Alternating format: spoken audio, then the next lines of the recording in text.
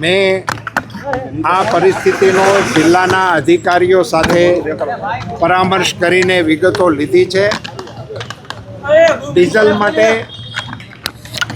જરૂરિયાતમંદ સેવાઓની અનુકૂળતામાં ક્યાંય વ્યવધાન ના આવે એટલા માટે કાલે એક કિસ્સો મારા ધ્યાનમાં એવો પણ આવ્યો હતો કે બહારથી આવેલા મુસાફરો એ ડીઝલના અભાવે અટકી પડ્યા હતા.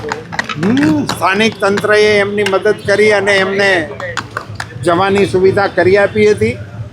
રાજ્ય સરકાર સાથે આ વિષયોનો સતત પરામર્શ કરીને લોકોને ઓછામાં ઓછી હાડમારી પડે એ માટેના પ્રયત્નો કરી રહ્યા છીએ.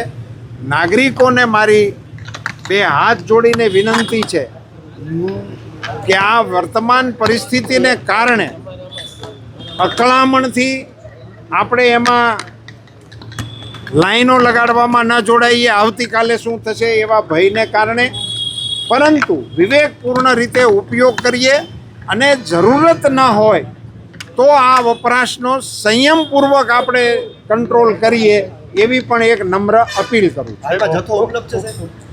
અત્યારે મારી માહિતી પ્રમાણે 40% જથ્થો આપણી પાસે અવેલેબલ છે. ધન્યવાદ.